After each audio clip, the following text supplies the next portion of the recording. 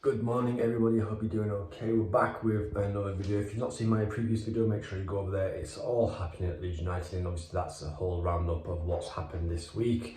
And it's been an absolute madness, so hopefully all this madness, all the negative toxicity surrounding Leeds United this week, hopefully the players on the pitch can go do us a huge favour and get 3 points against Birmingham City away.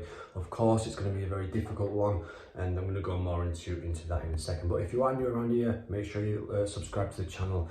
I'll always try to bring out Leeds United content on a daily basis, whether it's positive news, negative news, and I'll always try to bring it to you guys as soon as I get the chance. So Birmingham City versus Leeds United is going to be a fantastic encounter.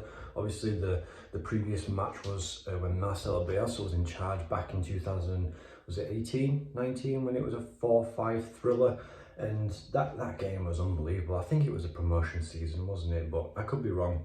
But yeah, Birmingham City went out there and drew 1-1 against Swansea City last weekend, and with how they're set up, it was similar type of system to Daniel Farke, a little bit more compact, a little bit more narrower, but expansive on the attack. And personally, if I was Birmingham, I would sit in more of a defensive lineup and catch Leeds United out on the counter, because obviously with how high our defences are, how high our back line is or was against Cardiff City, it's very obvious that it's very easy to counter Leeds United, especially with the amount of players that we have forward. So it would be more of a smarter way to set up against Leeds United. I think, in my opinion, I think that Birmingham are going to go all out. They're a very attacking side with how they're set up, especially with that. Is it Siriki Dembele?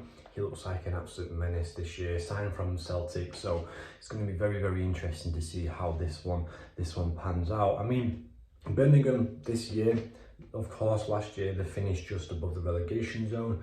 Well, not just above, but a few places above the relegation zone. But this year they've been taken over. Tom Brady is now in the mix of, in a sense, being able to build the commercial side of things in America. So on and off the pitch with the signings that they've made, and they do have a very good lineup. I'm going to go into that in a second. And it's looking very positive as a Birmingham City fan, because they've had so much dross, haven't they, over the last few years, and every club has had that depression stage, and I'm hoping that Leeds United can go now away from that depression stage, and we can just go on to bigger and better things, whether it takes a year, 2 years, 3 years. Hopefully we'll get back to the Premier League and hopefully get it right this time. But my predicted lineup for Birmingham this one, setting up in a 4-2-3-1, just similar to what they did against Swansea City, with John Ruddy, Ethan Laird. Not too sure about him because obviously he came off injured. Put a question mark against his name because obviously it's not like a severe injury, so he may be featuring. Dion Sanderson, fantastic defender. Kevin Long, Lee Buchanan or something, I don't know how you pronounce his name, but he's a very solid fullback, so he's one to watch out. Ivan Sunjic, no idea who he is. Bellick as well, used to play for Arsenal, decent centre midfielder. Keshi Anderson, decent. Tyler Roberts as well, question mark under his name, obviously came off injured as well. Scott Hogan, brilliant striker, really rated him at this level. And then Siriki Dembele. So to me, I think Birmingham City do have a solid championship team, and if the manager can go out there and continue playing the attacking style of football, keep them, in a sense, keeping the players on board and getting his ideas across, I think Birmingham City are going to have a really good season this year. Whether they're going to make the playoffs, I don't think so. I think they will finish higher up in the championship. So for a Birmingham City side, I think they're going to do well this year. I think they're going to have a really fantastic season. Anyways, I'm going to go into the Leeds United lineup, and it's a similar type of lineup as the Cardiff game. So Meslier in goal, but Phil Hayes come out that for some reason he's got some sort of like gut feeling that Cal Darlow will be playing. So whether there's something that's going on behind the scenes, I'm not 100% sure, but I've gone for Meslier. Phil Hayes thinks it's going to be Cal Darlow, and then Ayling, Cresswell, Stroik and Byron. I personally think Byron will be the perfect fit for this game, because obviously in a sense, with Tyler Roberts and Siriki Dembele, we need an experienced left back, we need an experienced head to try and, in a sense, stop the goals from going in.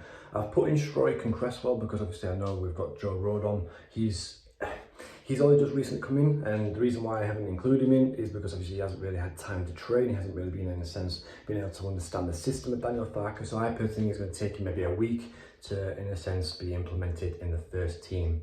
Gray and Ampadu, thought they was fantastic against Cardiff, so I think that's going to be an interesting one.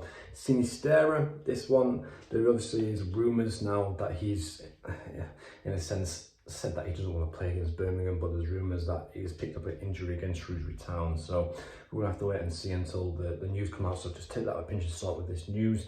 James, Pervader, and then Gelhardt as the number 10.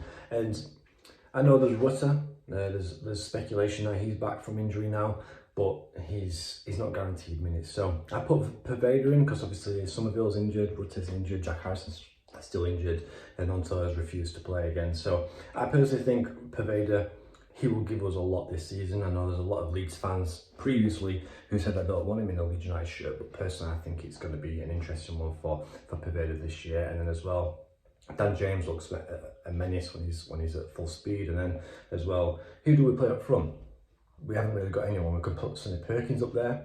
We can play Joe Gelhardt, like obviously what I've put on. But at the same time, we don't really have anyone. I don't really want to put Dan James up front. I don't really want to put Pervader up front. So we're a bit in a bit of a mad one. So with how even the both teams are, because the stats say that they've had maybe 20 draws or 20 wins, like 21 wins for Birmingham, 20 wins for Leeds, and losses, I think it's similar type of stats. So going into this on paper, it's not clear who's going to be the favourite. I personally think it's going to be another draw. I think it's going to be 2-2 again. I just got a feeling that it's going to be a high scoring game, but I think Leeds United are going to drop another 2 points on this one. So I think it's going to be personally 2-2. Comment down below your thoughts on the game. Do you think Leeds United are going to walk away with all 3 points, or do you think Leeds United are going to go out there and get a draw too? So on paper, it's going to be interesting to see Leeds United's team compared to Birmingham's team. They've got more of an experienced head with an explosive front three. So yeah, we're going to have to just wait and see on that one. But anyway, guys, thank you so much for watching. Leeds United are, in a sense, rabid with injuries, problems after problems, drama after drama. And I guess I'll see you after the game. Peace.